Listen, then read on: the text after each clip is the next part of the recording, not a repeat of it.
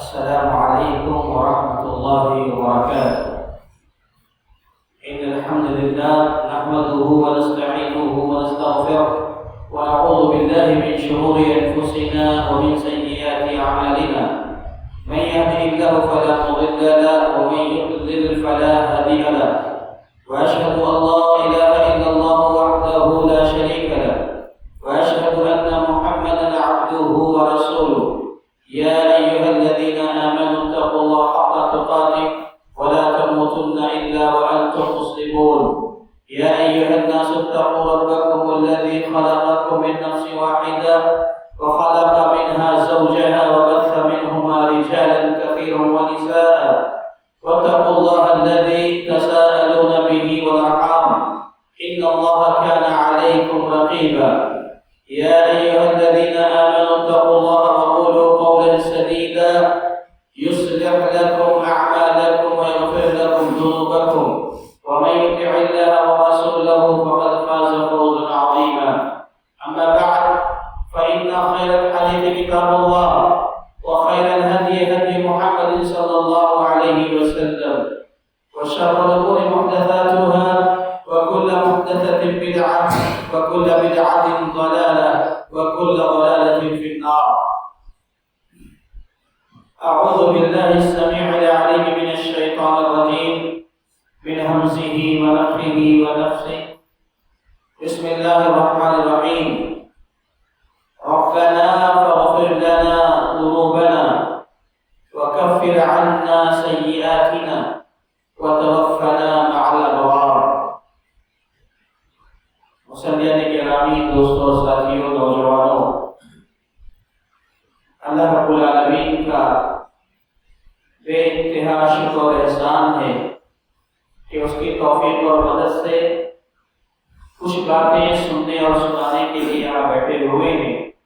اللہ تعالیٰ سے دعا ہے کہ اللہ تبارک و تعالیٰ ہم تمام کو کہنے اور سننے کے ساتھ ساتھ عمل کی توفیق عطا فرمائے. محترم دوستوں اور ساتھیوں، یہ ہم سب جانتے ہیں کہ یہ دنیا کی زندگی عارضی زندگی ہے. ایک دن ہر ایک کی زندگی میں وہ موڑ آنے والا ہے کہ اسے اس دنیا کو چھوڑ کر جانا. کوئی یہاں ہمیشہ رہنے کے لیے نہیں آیا، اور جس کا جو وقت طے ہے، جب وہ لمحہ وہ گھڑی آ جائے گی تو ایک لمحے کے لیے نہ آگے نہ پیچھے مہلت نہیں ملے گی. ہر شخص کو موت کا کڑوا گھونٹ پینا ہی پڑے گا. البتہ ایک بات یہ ذہن میں رہے کہ جتنے بھی جاندار ہیں، جانور ہیں، حیوانات ہیں، ان کو بھی موت آئے گی، ان کو بھی موت آنی ہے، اور ہر انسان کو موت آنی ہے. لیکن جانوروں کی موت ان کے لیے کوئی مسئلہ نہیں ہے، ان کے لیے کوئی صدمہ نہیں ہے، ٹینشن نہیں ہے. کیوں؟ اس لیے کہ ان کی موت ہوئی، ان کی جان گئی، سب ختم. لیکن انسان کے لیے اس کی موت ایک مسئلہ ہے، ایک ٹینشن والی چیز ہے، ایک صدمہ ہے. وہ کیوں؟ اس لیے کہ انسان کی موت کے بعد اس کی زندگی ختم نہیں ہو رہی ہے. اس دنیا سے وہ رخصت ہو رہا ہے، لیکن مرنے کے بعد وہ ایک نئی زندگی میں داخل ہو رہا ہے. مرنے کے بعد اس کا خاتمہ نہیں ہو رہا ہے، ایک نئی زندگی کا آغاز ہو رہا ہے، ایک نئی زندگی کی شروعات ہو رہی ہے، جس کو ہم برزخ کی زندگی کہتے ہیں. اور وہ جو نئی زندگی ہے وہ یقیناً صدمے سے بھری ہوئی ہے، ٹینشنوں سے بھری ہوئی ہے. ہر انسان کے لیے وہ انسان جو دنیا میں گنہگار ہے، نافرمان ہے، اللہ کا باغی ہے، قبر میں کیا معاملہ ہوگا؟ قبر میں جانے کے بعد جو سوالات ہوں گے، جو واقعات ہوں گے، اندر آنے والے جو مسائل ہوں گے، ان سے گزرنا ہے ایک انسان. آپ دیکھیں، میں ایک بات آئی ہے تو بتا رہا ہوں، قبر کا مسئلہ کتنا نازک ہے. ایک صحابی ہے جن کا نام ہے سعد بن معاذ رضی اللہ تعالی، ان کے بارے میں آتا ہے کہ جب ان کی وفات ہو گئی، ان کی موت ہو گئی سعد بن معاذ رضی اللہ تعالی عنہ کی، تو اہتز عرش الرحمن، رحمان کا عرش ہل گیا، اللہ کا عرش لرز اٹھا، اور ان کے جنازے میں آسمان سے 70,000 فرشتے اٹھ رہے ہیں، 70,000 فرشتے ان کے جنازے میں شامل رہے ہیں سعد بن معاذ رضی اللہ تعالیٰ عنہ کے۔ اب یہ حال دیکھو آگے کیا ہو رہا ہے۔ ہوا یہ کہ جب سعد بن معاذ رضی اللہ تعالیٰ عنہ کو قبر میں دفن کر دیا گیا، مٹی ڈال دی گئی، تو صحابہ کرام نے دیکھا حیرت سے کہ اللہ کے نبی صلی اللہ علیہ وسلم بڑی تیزی سے جلدی سبحان اللہ سبحان اللہ سبحان اللہ کہہ رہے ہیں، معمول کے خلاف۔ صحابہ نے پوچھا اللہ کے نبی صلی اللہ علیہ وسلم آپ تو کبھی ایسا میت کو دفن کرنے کے بعد نہیں کہتے ہیں، یہ اچانک ایسا کیوں معاملہ درپیش ہوا کہ آپ سبحان اللہ کہنے لگے؟ اللہ کے نبی صلی اللہ علیہ وسلم نے جواب دیتے ہوئے کہا کہ میرے صحابہ دیکھو، جب سعد بن معاذ کو قبر میں دفن کر دیا گیا، ہم نے مٹی جیسے ہی ڈالی، قبر نے کیا کیا؟ سعد بن معاذ کو دبا دیا، دونوں طرف سے قبر آپس میں مل گئی، سعد بن معاذ کو دبا دیا گیا۔ پھر میں نے سبحان اللہ پڑھنا شروع کیا تو پھر قبر اپنی جگہ پر واپس آ گئی۔ اللہ اکبر، قبر نے سعد بن معاذ رضی اللہ تعالی عنہ کو دبایا۔ اس سلسلے میں بہت ساری باتیں اہل علم نے لکھی ہیں، اب تفسیر کا موقع نہیں ہے ساری باتوں کا احاطہ کرنا، بس صرف ایک بات کہہ دیتا ہوں کہ غالباً امام ابن حجر رحمہ اللہ نے یا امام ذہبی رحمۃ اللہ علیہ وغیرہ نے اس حدیث کی روشنی میں یہ بات لکھی ہے کہ سعد بن معاذ رضی اللہ تعالی عنہ کو قبر نے جو دبایا تھا، اس کا مقصد کیا تھا، اس کی وجہ کیا تھی؟ اس کی وجہ یہ تھی کہ قبر سعد بن معاذ رضی اللہ تعالی عنہ کا استقبال کر رہی تھی، وہ جو دبا رہی تھی گویا ایک دیندار نیک انسان کا استقبال کر رہی تھی۔ اس کی شکل ایسی ہے جیسے کہ جب دو دوست آپس میں ایک زمانے کے بعد ملتے ہیں، سالوں کے بعد جب دو دوستوں کی ملاقات ہوتی ہے اور آپس میں ایک دوسرے کو گلے سے لگاتے ہیں اور زور سے دباتے بھی ہیں آپس میں، تو جس طرح وہ استقبال کرتے ہیں، محبتوں کا اظہار کرتے ہیں گلے مل کر کے، ایسے ہی قبر گویا سعد بن معاذ سے گلے مل رہی تھی، ان کا استقبال کر رہی تھی، بالکل ایسے ہی جیسے ایک ماں اپنے معصوم بچے کو سینے سے لے کے کیسے زور سے دباتی ہے، ایسے ہی قبر نے دبایا، گویا قبر کا استقبال کر رہی تھی۔ اسی لیے بعض علماء نے یہ لکھا ہے کہ دنیا میں جتنے بھی نیک، دیندار، متقی، پرہیزگار انسان ہوں گے، سب کو ایک مرتبہ قبر ضرور دبائے، سب کو ایک مرتبہ قبر ضرور دبائے گی۔ بیٹھ کر یہ موضوع الگ ہو جائے گا، مجھے اس پر بات نہیں کرنی ہے، بس میں یہ بتانا چاہ رہا تھا کہ ایک انسان کی جب موت آتی ہے تو اس کی موت ایسا نہیں ہے کہ موت آئی تو سب ختم، بلکہ اس کے لیے ٹینشنوں کا دور شروع ہوتا ہے، کیونکہ قبر کا مرحلہ ہے۔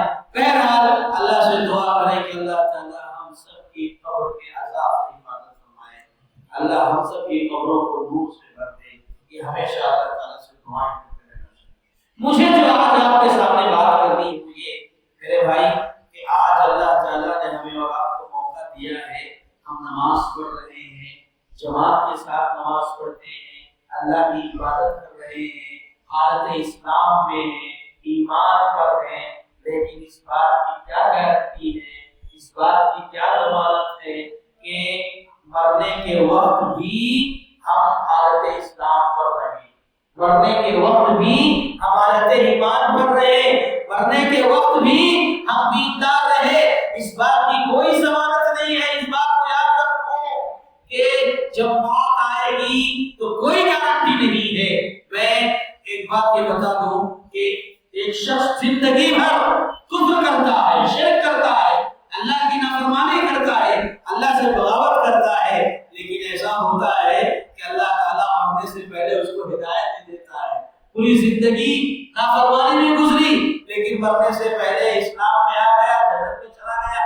پیارے نبی محمد رسول اللہ صلی اللہ علیہ وسلم نے ارشاد فرمایا، صحیح مسلم کی روایت ہے، ان احدکم لیعمل بعمل اہل الجنہ حتى ما يكون بينه وبينها الا ذراع فيسبق اليه الكتاب فيعمل بعمل اهل النار فيدخلها. اللہ کے نبی صلی اللہ علیہ وسلم فرماتے ہیں کہ تم میں ایک شخص ایسا ہوتا ہے جو زندگی بھر رب کی بندگی کرتا ہے، اچھے کام کرتا ہے، اور اس کے کام ایسے ہوتے ہیں کہ ایسا لگتا ہے کہ وہ جنت میں جانے والا ہے، لیکن اس کے اور اس کی موت کے درمیان ایک بالش کا فاصلہ باقی رہ جاتا ہے، تقدیر کا فیصلہ غالب آتا ہے اور مرنے سے پہلے وہ جہنم میں جانے والا کام کر جاتا ہے، فیدخلها، اور اس کا داخلہ جہنم میں ہو جاتا ہے۔ زندگی بھر اسلام پر قائم رہا، حالت ایمان پر رہا، یا زندگی بھر تقوی کی زندگی گزارتا رہا، زندگی بھر اللہ سے ڈرتا رہا، لیکن مرنے سے پہلے شرک کر گیا، مرنے سے پہلے کفر کر بیٹھا، مرنے سے پہلے کوئی نافرمانی کر لیا جو جہنم میں لے جانے والی تھی، جہنم میں اللہ آپ سب کی مدد۔ ایک اور شخص ایسا ہوتا ہے، اللہ کے نبی صلی اللہ علیہ وسلم فرماتے ہیں وَإِنَّ أَحَدَكُمْ لَيَعْمَلُ بِعَمَلِ أَهْلِ النَّارِ حَتَّى مَا يَكُونُ بَيْنَهُ وَبَيْنَهَا إِلَّا ذِرَاعٌ فَيَسْبِقُ عَلَيْهِ الْكِتَابُ فَيَعْمَلُ بِعَمَلِ أَهْلِ الْجَنَّةِ فَيَدْخُلُهَا۔ ایک شخص ایسا ہے جو زندگی بھر جہنم میں جانے والا کام کرتا ہے، لیکن اس کے اور اس کی موت کے درمیان ایک بالش کا فاصلہ باقی رہ جاتا ہے، تقدیر کا فیصلہ غالب آیا اور مرنے سے پہلے اللہ نے اسے ہدایت دے دی، توفیق دے دی، اور وہ جنت میں جانے والا کام کر گیا، پھر جنت میں داخل ہو گیا۔ اسی لیے کہا جاتا ہے کہ کفر کا فتویٰ کسی کو مت لگایا کرو۔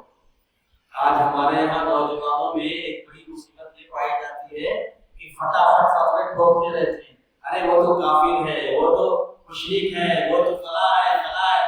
ہرگز نہیں، کسی کے بارے میں متعین شخص کو فتویٰ دینا کہ وہ کافر ہے بالکل درست نہیں ہے۔ کب اللہ تعالیٰ کس کو ہدایت دے دے، کب کون سیدھے راستے پہ آ جائے، بول نہیں سکتے۔ تو بہرحال آج کے اس درس میں جو خصوصی پیغام ہے وہ یہی ہے کہ ہم سب کو اپنی موت کے حوالے سے فکر مند ہونا چاہیے کہ موت تو آنی ہی ہے، آج آئے کل آئے کبھی بھی آئے، لیکن موت ایسی حالت میں آئے کہ ہم حالت اسلام پر رہیں، ہم ایمان والے بن کر رہیں، ہم کوئی نیکی کر رہے ہو، ہم کوئی عبادت کر رہے ہو، ہم رکوع کر رہے ہو، سجدہ کر رہے ہو، دین اسلام کی خدمت کر رہے ہو، ایسی کسی حالت میں موت آ جائے تو یقیناً وہ موت قابل تعریف ہے، کامیاب موت ہے۔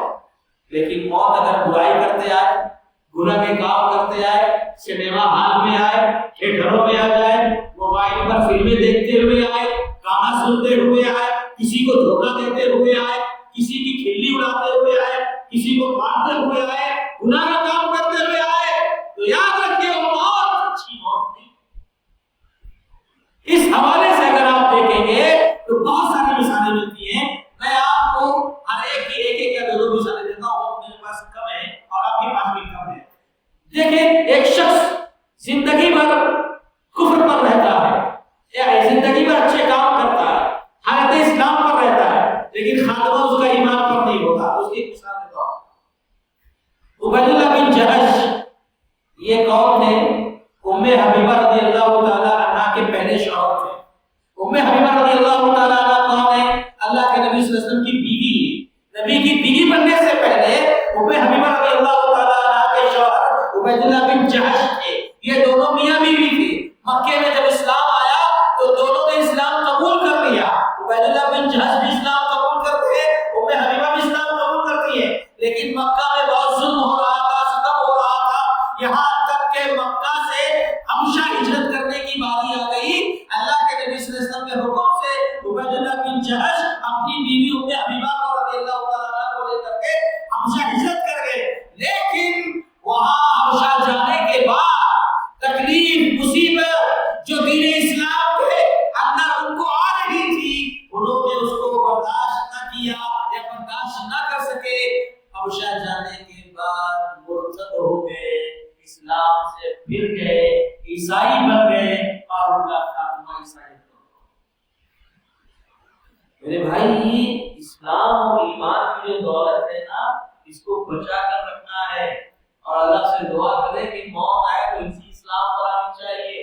کوئی گارنٹی نہیں ہے کہ مرنے سے پہلے کیا ہو جائے. علامہ ابن قیم جوزی رحمۃ اللہ علیہ اپنی ایک کتاب میں قصہ نقل کرتے ہیں کہ ان کے زمانے میں ایک شخص تھا جو بڑا عبادت گزار تھا, کبھی نماز چھوٹتی نہیں تھی, اس کی عبادت گزار تھا, راتوں میں اللہ کی عبادت بندگی کرنے والا بڑا نیک انسان, بڑا عابد پرہیزگار. جب اس کے دنیا سے جانے کا وقت آیا, چلچلاؤ کا وقت آیا, بستر پر پڑا ہوا ہے, تکلیف میں ہے, پریشانی میں ہے. ابن قیم جوزی رحمۃ اللہ علیہ کہتے ہیں کہ میں اس کی خیریت دریافت کرنے کے لیے اس کے گھر پہنچا. جب وہاں گیا, وہاں پہنچا تو وہاں پہنچنے کے بعد میں نے اس سے دریافت کیا, سوال کیا, کیسے ہو, کیا حال ہے تمہارا, کس پوزیشن میں ہو. تو جانتے ہیں اس نے کیا جواب دیا.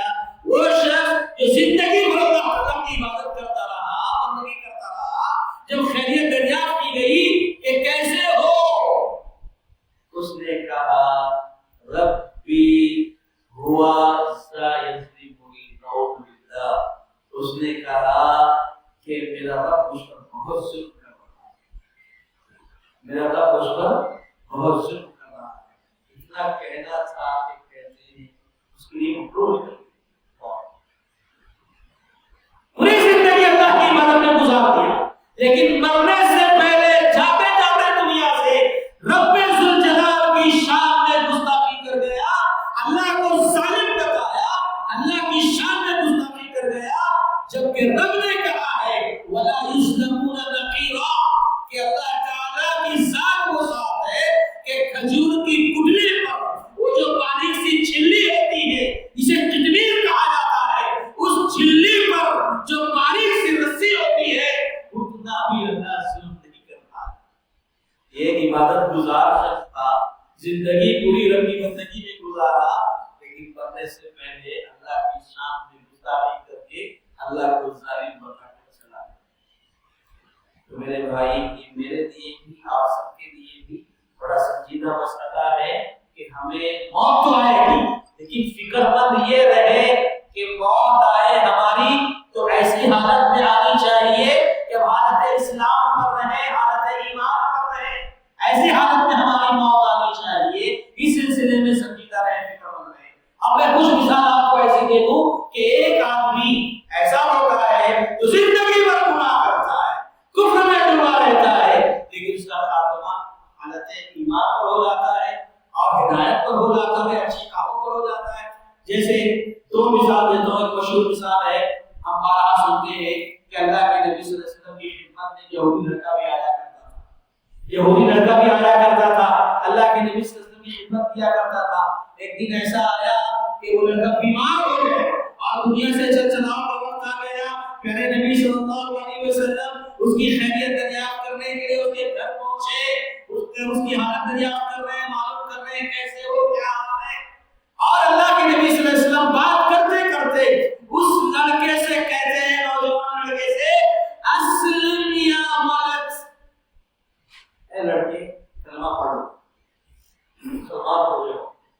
فنظر الی ابی, باپ وہی موجود تھا, یہودی تھا. بیٹا باپ کو دیکھنے لگا, کیا کروں, سوالیہ نگاہوں سے دیکھنے لگا. باپ بھی پہلے سے متاثر ہو کر بیٹھا ہے کہ یہ محمد صلی اللہ علیہ وسلم جس کو ہم گالی دیتے ہیں, برا بھلا کہتے ہیں, یہ میرے گھر تک چل کر آیا ہے میرے بیٹے کو دیکھنے کے لیے. وہ بھی متاثر, اور میں بڑا اپنے بیٹے سے اتے ابو القاسم ہے, میرے بیٹے محمد نام بھی نہیں لے رہا, ابو القاسم کہہ رہا. تو کہتے ابو القاسم, اے میرے بیٹے ابو القاسم کی بات مان لو. اور اس لڑکے نے کلمہ پڑھا, اللہ کے نبی صلی اللہ علیہ وسلم نے کلمہ پڑھایا, وہ مسلمان ہوا. اللہ کے نبی صلی اللہ علیہ وسلم وہاں سے کہتے ہوئے نکلے, الحمدللہ الذی انقذہ من النار. اے اللہ کا لاکھ لاکھ شکر ہے احسان کہ تو نے میرے ذریعے اس لڑکے کو نار جہنم سے بچایا. کفر پر تھا وہ, شرک پر تھا وہ, یہودی تھا وہ, اسی حالت میں مرتا تو ہمیشہ کی جہنم مقدر ہو جاتی, لیکن مرنے سے پہلے کلمہ پڑھ کر گیا اور سبحان ایک اور صحابی ہے جن کا نام ہے عمرو بن عکیش. جب مکہ میں اسلام آیا تھا ان کے دل میں حق بیٹھ گیا, سچائی آ گئی کہ اسلام حق ہے, لیکن انہیں اسلام قبول نہیں کیا. کیوں جانتے ہیں؟ کیونکہ بس سودی کاروبار میں لگے ہوئے تھے. پیسہ بہت گیا, جیسے آج ہمارا بھی چل رہا ہے نا بزنس میں, ہم لوگوں کو فکر نہیں ہے پیسہ کہاں سے آ رہا ہے کہاں جا رہا ہے, رشوت ہے سود ہے سب چل رہا ہے ہمارے یہاں. اللہ ہم سب کی مدد فرمائے. ایسے ہی ہمارے ابن عکیش بھی سودی کاروبار میں مبتلا تھے, لیکن اللہ تعالیٰ نے انہیں حق فیصلہ کچھ اور رکھا تھا. تو آخر وقت میں سالوں گزرتے گئے ان کو احساس ہونے لگا, اور کب سب چھوڑا جب صحابہ کرام مدینہ آ گئے.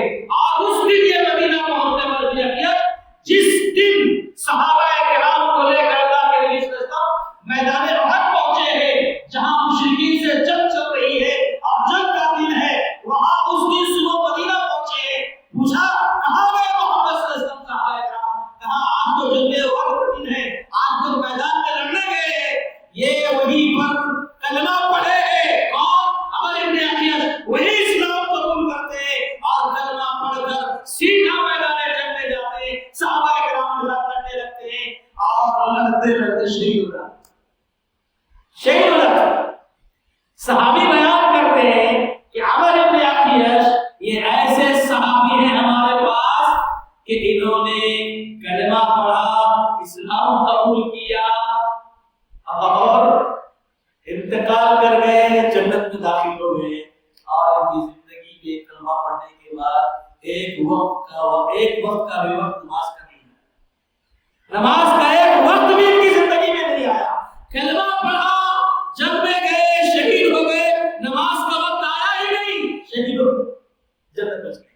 تو بہرحال میں کہنا چاہتا ہوں کہ میرے بھائیوں کو صدا بڑا سنگین ہے, ہم لوگ اس کو سمجھتے نہیں ہیں. ہمیشہ اللہ رب العالمین سے دعائیں کرنی چاہیے کہ اللہ ہمارا خاتمہ ہو اسلام پر ہو, حالت ایمان پر ہو. اب آج سے اپنی دعاؤں میں یہ دعا شامل کر لو, وقت نہیں ہے ورنہ اور بھی حوالے دیتا دلائل دیتا. ایک تابعی ہے جن کا نام ہے عامر بن عبداللہ بن زبیر. عبداللہ بن زبیر رضی اللہ تعالیٰ عنہ کے پوتے ہیں. ان کے بارے میں آتا ہے کہ یہ ہمیشہ اپنی فجر کی نماز کے بعد اللہ سے دعا کرتے تھے, اللہم انی اسألک المیتۃ الحسنہ, اے اللہ میں تجھ سے اچھی موت چاہتا ہوں, اللہ مجھے اچھی موت عطا کرنا. دعائیں کرتے تھے. بچوں نے سنا اور ابا جان سے پوچھا, اور حضور آپ جو اللہ سے دعا کرتے ہو کہ مجھے اچھی موت ملے, مجھے حسن خاتمہ نصیب ہو جائے, اچھی موت سے مراد کیا ہے؟ حسن خاتمہ آپ چاہتے ہیں تو حسن خاتمہ کا مطلب کیا ہے؟ اچھی موت سے مراد کیا ہے؟ جواب سنیے.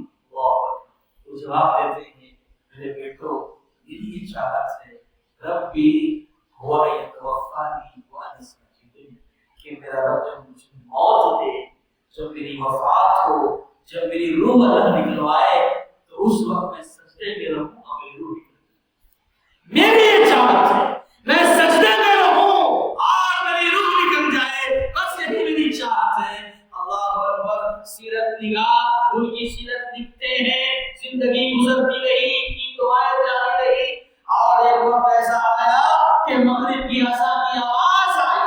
بچوں سے کہا, آخری میں تو کمزور ہو گئے تھے, بچوں سے کہا مجھے سہارا دے کر مسجد لے چلو. بچے مسجد لے کر آئے, مغرب کی نماز پڑھ رہے ہیں, امام صاحب سجدے میں گئے اور یہ بھی سجدے میں گئے, اور ان کی دعا اس طرح قبول ہو گئی کہ وہ سجدے ہی میں رہ گئے. سجدے میں اللہ نے ان کو اپنے پاس بلا لیا, سجدے میں ان کی روح. واہ, اس کو کہتے ہیں حسن خاتمہ, اسے کہتے ہیں حسن خاتمہ.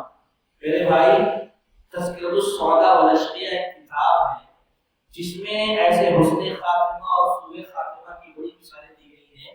ایسے واقعات بھی لکھے ہیں. ایک شخص سڑک حادثے میں تڑپ رہا ہے, اب ہو سکتا ہے اس کی روح نکل جائے گی, مر جائے گا. لوگ اس کے پاس گئے اور کلمہ پڑھنے لگے کہ لا الہ الا اللہ لا الہ الا اللہ, جو کلمہ پڑھتا پڑے تو وہ کیا کہہ رہا ہے, 10 کے 2 10 کے 2 10 کے 2. تجارت کر رہا تھا, بزنس میں ڈوبا ہوا تھا, اور دنیا ایسی غالب تھی کہ مرنے کے بعد 10 کے 2 10 کے 2 کر رہا. کلمے کی توفیق نہیں ہوئی.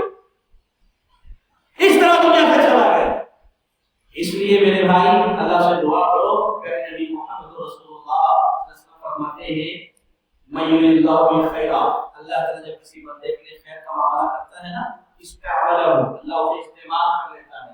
قیل کیف یستعملہ، پوچھا صحابہ کرام نے اللہ کے نبی صلی اللہ علیہ وسلم کیسے اللہ بندے کو استعمال کرتا ہے؟ کہا یہاں دیکھیے کہ اللہ تعالیٰ کہتا ہے، اللہ کے نبی صلی اللہ علیہ وسلم فرماتے ہیں کہ لیوفقہ بعمل صالح، بندہ جو ہے نا کہیں اور رہتا ہے، کسی کام میں مگن رہتا ہے، مصروف رہتا ہے، کچھ بھی کرتا رہتا ہے، لیکن اللہ تعالیٰ اسے نیک عمل کی توفیق دیتا ہے. وہ آتا ہے، کوئی اچھا کام کرنے لگ جاتا ہے، قرآن پڑھنے لگا، نفل نمازیں پڑھنے لگا، دعائیں کرنے لگا، صرف کوئی اچھا کام کرنے لگ جاتا ہے، اللہ اس کو توفیق دیتا ہے، وہ آ کر سارے کام کرنے لگتا ہے. اور جب وہ کام کرنا شروع کر دیتا ہے، اللہ فرشتے کو بھیج کر روح کو فرما دیتا ہے. یہ خیر کا معاملہ اللہ کرنا چاہتا ہے، اس کی طرح سے.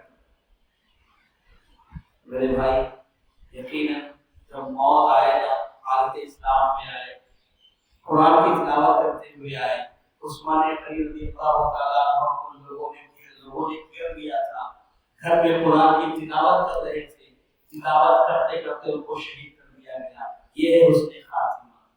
عمر بن خطاب رضی اللہ تعالیٰ عنہ امامت کے لیے آگے بڑھے تھے، ایک مجوسی نے خنجر مارا اور وہی آپ کی موت کا سبب بن گیا. اسے کہتے ہیں حسن خاتمہ. تو میرے بھائیوں کہنا یہی ہے کہ ہم اس کی فکر کریں. کیوں؟ اس لیے کہ اللہ کے نبی محمد رسول اللہ صلی اللہ علیہ وسلم کا فرمان ہے کل بنی آدم یبعث علی ما مات علیہ، کہ آدم علیہ السلام کی اولاد کا حال یہ ہوگا کہ جس حالت میں وہ مرے گا، یعنی ایک انسان جس حالت میں مرے گا اسی حالت میں اٹھایا جائے گا، اسی حالت میں اٹھایا جائے گا. اب دیکھو ایک آدمی سجدے میں مر گیا، وفات پا گیا، سجدہ کرتے ہوئے اٹھے گا. ایک شخص دعا کرتے ہوئے وفات پا گیا، دعا کرتے ہوئے اٹھے گا. ایک شخص قیام کرتے ہوئے دنیا سے چلا گیا، قیام کرتے ہوئے اٹھے گا. ایک شخص دعوت کا کام کرتے ہوئے چلا گیا، دعوت کا کام کرتے ہوئے اٹھے گا.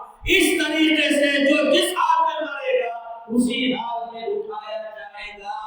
اسی لیے دیکھو ایک شخص جو حج کرنے جاتا ہے نا، حج کرنے جاتا ہے اور وہاں اس کی وفات ہو جاتی ہے، تو اللہ کے نبی صلی اللہ علیہ وسلم فرماتے ہیں کہ وہ اللہ تعالیٰ کے پاس جب اٹھے گا تو تلبیہ بلند کرتے ہوئے اٹھے گا، لبیک اللہم لبیک لبیک لا شریک لک لبیک، یہ کہتے ہوئے اللہ کے دربار میں اٹھے گا. تو میرے بھائی انہی چند کلمات پر، حالانکہ موضوع تھوڑا اور طویل ہے، بہت ساری مثالیں، بہت سارے حوالے دینے ہیں، لیکن وقت بہت محدود تھا، اس لیے میں نے اختصار کے ساتھ بات کرنے کی کوشش کی ہے. بہرحال جو مسئلہ مجھے سمجھانا تھا میں سمجھتا ہوں مسئلہ سمجھ میں آ گیا ہے. جس بنیاد کو ہم جو بنیادی بات کرنا چاہ رہے تھے وہ بات آ گئی ہے. اللہ سے ہماری دعا ہے کہ اللہ تعالیٰ ہم سب کو حسن خاتمہ کے سلسلے میں، خاتمہ بالخیر کے سلسلے میں، اچھی موت کے سلسلے میں اللہ ہمیں سنجیدہ ہونے کی توفیق عطا فرمائے. اللہ ہم سب کو دعائیں کرنے کی توفیق عطا فرمائے. اللہ ہم سب کو دنیا میں جب تک رکھنا، عزت کے ساتھ رکھنا، ہمارا خاتمہ ہو ایمان کی خیر پر ہو، حالت اسلام پر ہو. آمین. وآخر دعوانا الحمد لله رب العالمين. السلام عليكم